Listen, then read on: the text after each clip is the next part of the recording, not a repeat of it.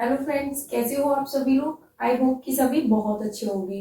तो आज हम बात करने वाले हैं जो हमारी बिहार शिक्षक भर्ती के लिए 2000 क्वेश्चन वन लाइनर क्वेश्चन की जो सीरीज चल रही थी उसमें बात करेंगे बिहार स्पेशल क्वेश्चनों के बारे में। यानी कि जो बिहार के लिए बहुत ही स्पेशल क्वेश्चन है, जो बिहार से ही लिए गए हैं, मतलब जो बिहार के टॉपिक से आने वाले क्वेश्चन है, उन सभी क्वेश्चनों को इनमें शामिल किया गया है। तो ये है टॉप 50 क्वेश्चन की सीरीज जो कि वन लाइनर के थ्रू आप लोगों तक पहुंचाया जाएगा। तो ये जो क्वेश्चन कैसे थे, कैसे लगे आप लोगों को, कितने समझ में आए, वो सभी चीजें अपनी कमेंट बॉक्स में जरूर बताइएगा। तो आज हम बात करने वाले हैं बिहार शिक्षक भर्ती के लिए जो कंप्लीट जीके सीरीज चल रही है, उसमें जो बिहार स्पेशल क्वेश्चन है उनके बारे में बात करेंगे। तो सबसे पहले बात करते हैं जो बिहार की स्थापना दिवस है, यानी कि जो बिहार की स्थापना हुई थी वो कब हुई थी। तो बिहार की स्थापना दिवस है 22 मार्च सन 1912 को बिहार की स्थापना हुई थी। यानी कि बिहार की स्थापना दिवस के रूप में सन 22 मार्च सन 1912 को मनाया जाता है। उसके बाद बात करते हैं बिहार की राजधानी, यानी कि जो बिहार की राजधानी है वो क्या है। तो बिहार की राजधानी बोला जाता है पटना को। उसके बाद बात करते हैं बिहार का उच्च न्यायालय, वो कहाँ पर स्थित है। तो वो स्थित है पटना में। बिहार की स्थापना हुई थी 22 मार्च सन 1912 में। बिहार की राजधानी है पटना। बिहार का उच्च न्यायालय भी पटना में है। बिहार की राजकीय भाषा, यानी कि जो बिहार के जो कार्यों में भाषा जो यूज की जाती है वो कौन सी भाषा है। तो बिहार की राजकीय भाषा हिंदी है। इसके ऊपर एक सेकंड लैंग्वेज भी यूज की जाती है, वो यूज की जाती है उर्दू। यानी कि जो बिहार की द्वितीय राजकीय भाषा है जिसे सेकंड लैंग्वेज के अकॉर्डिंग यूज किया जाता है वो बोला जाता है उर्दू को। अगर ऑप्शन में दोनों दी जाती हैं कि हिंदी और उर्दू, हिंदी या अंग्रेजी, तो ऑप्शन में से हिंदी और उर्दू वाले पर टिक करना है। उसके बाद बात करते हैं जो बिहार का राजकीय पक्षी है, राष्ट्रीय पक्षी नहीं, राजकीय पक्षी, जो बिहार का राजकीय पक्षी है वो है गौरैया। उसके बाद है बिहार का राजकीय पशु, यानी कि जो बिहार का राजकीय पशु है वो है बैल। उसके बाद है बिहार की राजकीय चिन्ह, यानी कि जो बिहार का राजकीय चिन्ह है वो है बोधि वृक्ष, यानी कि जो बोधि का वृक्ष है वो बिहार का राजकीय चिन्ह है। उसके बाद क्वेश्चन है बिहार का राजकीय पुष्प, यानी कि जो बिहार का राजकीय पुष्प है वो क्या है। तो वो है गेंदा। जैसे कि हमारे भारत का जो राष्ट्रीय पुष्प है वो कमल है, उसी प्रकार से जो बिहार का राजकीय पुष्प है वो है गेंदा। उसके बाद है बिहार की राजकीय वृक्ष, यानी कि जो बिहार का राजकीय वृक्ष है वो बोला जाता है पीपल के वृक्ष को। बिहार का राजकीय जो वृक्ष है वो बोला जाता है पीपल के वृक्ष को। बिहार का राजकीय पक्षी गौरैया, बिहार का राजकीय पशु बैल, बिहार का राजकीय चिन्ह बोधि वृक्ष, बिहार की राजकीय पुष्प गेंदा, बिहार का राजकीय वृक्ष पीपल। उसके बाद बात करते हैं बिहार की राजकीय मछली, यानी कि जो बिहार की राजकीय मछली है वो बोला जाता है मांगुर मछली को। बिहार का जो राष्ट्रीय पर्व है वो बोला जाता है राजकीय पर्व को छठ पूजा।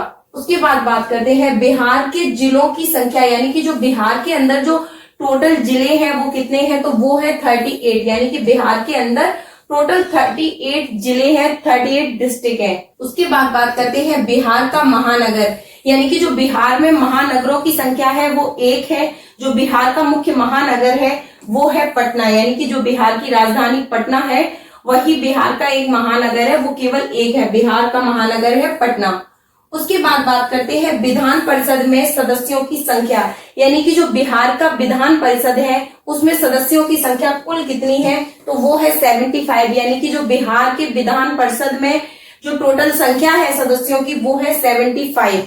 उसके बाद बात करते हैं लोकसभा में सदस्यों की संख्या, यानी कि जो बिहार की लोकसभा है उसमें जो टोटल सदस्यों की संख्या है तो वो है 40, यानी कि 40।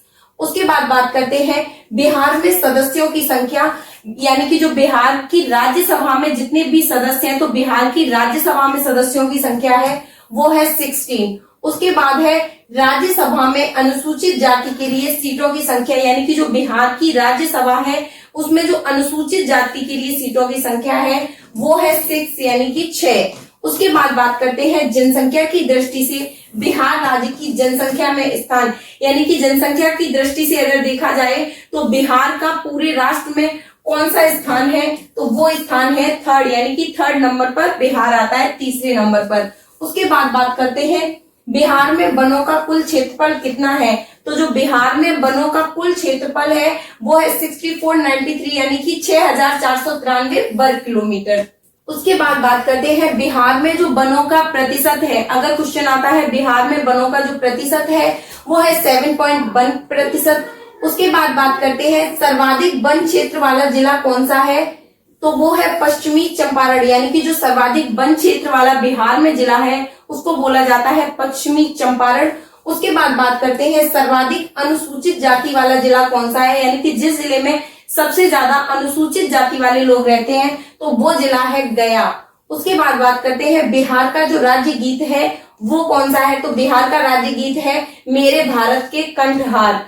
उसके बाद बात करते हैं लोक नृत्य, यानी कि जो बिहार के लोक नृत्य है वो कौन कौन से हैं, तो वो है कर्मा है, डोमकच है, धोबिया है, झिझिया है, ये सभी बिहार के लोक नृत्य हैं। उसके बाद बात करते हैं बिहार की कुल साक्षरता, यानी कि जो बिहार में जितने भी लोग रह रहे हैं उनमें टोटल संख्या साक्षर लोगों की, यानी कि जो पढ़े लिखे लोग हैं, शिक्षित लोग हैं, उनकी कुल संख्या कितनी है, तो वो है 61.80%, यानी कि 61.80%।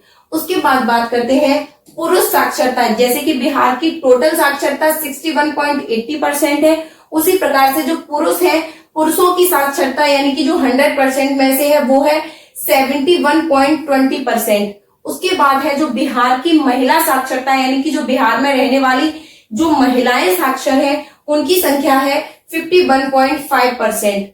उसके बाद बात करते हैं बिहार का सर्वाधिक साक्षरता वाला जिला, यानी कि जो बिहार में सर्वाधिक साक्षरता वाला जिला है वो है रोहतास, यानी यहाँ पर सबसे ज्यादा शिक्षित लोग रोहतास के अंदर निवास करते हैं।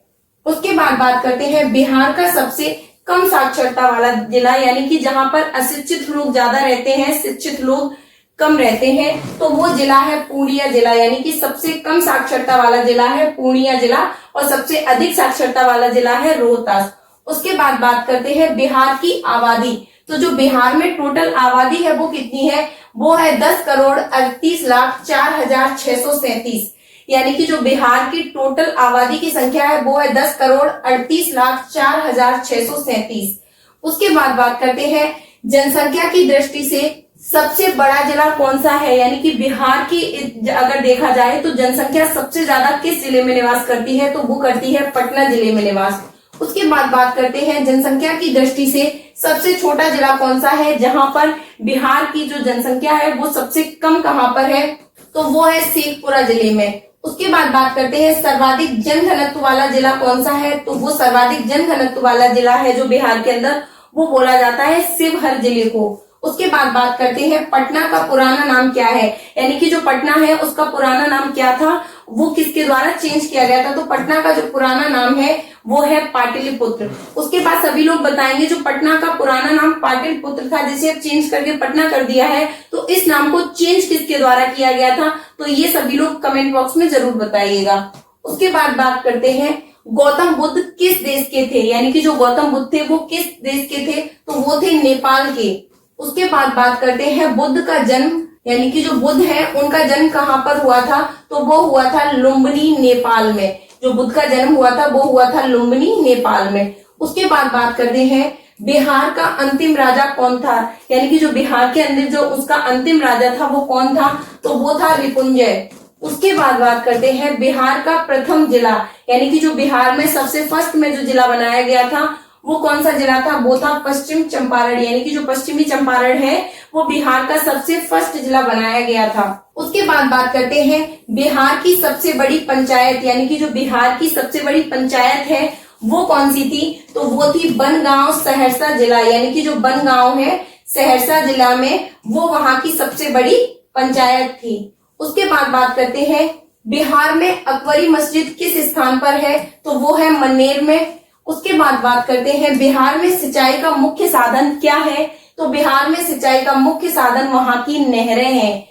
बिहार के मतलब जितने भी जिले हैं, जितने भी गांव हैं, उन सभी में जो सिंचाई का मुख्य रूप से साधन है वो है नहरें, यानी मुख्य रूप से नहरों से ही वहां पर सिंचाई की जाती है। उसके बाद बात करते हैं बिहार का नेपाली मंदिर कहाँ पर है, तो वो है हाजीपुर में। उसके बाद बात करते हैं बिहार का शिक्षा प्रोग्राम किस जिले से शुरू हुआ, यानी कि बिहार में जो शिक्षा प्रोग्राम की शुरुआत हुई थी वो सबसे पहले किस जिले से हुई थी, तो वो हुई थी सीतामढ़ी से। उसके बाद बात करते हैं बिहार कोकिला के नाम से किसे जाना जाता है? बिहार के जितने भी एग्जाम होते हैं उन सभी में ये क्वेश्चन कई बार पूछा गया है, काफी इंपॉर्टेंट क्वेश्चन है। तो बिहार कोकिला के नाम से जाना जाता है, विंध्यवासिनी देवी को बिहार कोकिला के नाम से जाना जाता है। उसके बाद बात करते हैं बिहार में फिलहाल में कितने रेफरल अस्पताल हैं? तो वो है 396, यानी कि 396 रेफरल अस्पताल हैं बिहार के अंदर इस समय में। उसके बाद बात करते हैं रामधारी सिंह दिनकर का जन्म कहाँ हुआ था? जो रामधारी सिंह दिनकर जी हैं उनका जन्म कहाँ हुआ था? तो उनका जन्म बिहार के सिमरिया मुंगेर में हुआ था। रामधारी सिंह दिनकर का जन्म जो हुआ था वो बिहार के सिमरिया मुंगेर जिले में हुआ था। उसके बाद बात करते हैं बिहार में सर्वप्रथम अशोक चक्र किसने जीता? यानी जो बिहार के अंदर सबसे पहले अशोक चक्र जो जीता था वो किसने जीता था? तो वो थे रणधीर वर्मा ने। उसके बाद बात करते हैं अनुपम झील बिहार के किस जिले में स्थित है? ये भी क्वेश्चन काफी इंपॉर्टेंट है, बिहार के जितने भी एग्जाम होते हैं उनमें कई बार पूछा गया है। जो अनुपम झील है वो बिहार के किस जिले में स्थित है? तो वो है कैमूर जिले में स्थित। उसके बाद बात करते हैं बिहार का प्रसिद्ध पुस्तक मेला कहाँ लगता है? बिहार में एक वहां की पुस्तकों के लिए एक मुख्य रूप से मेला लगाया जाता है, वो किस जिले के अंदर लगाया जाता है? वो लगाया जाता है पटना में। यहाँ पर सभी लोग जो अपनी अच्छी अच्छी पुस्तकें होते हैं, जो फेमस पुस्तकें होते हैं, उन सभी को लेके आते हैं और एक प्रदर्शनी के रूप में पटना जिला में वहां पर एक मेला लगाया जाता है।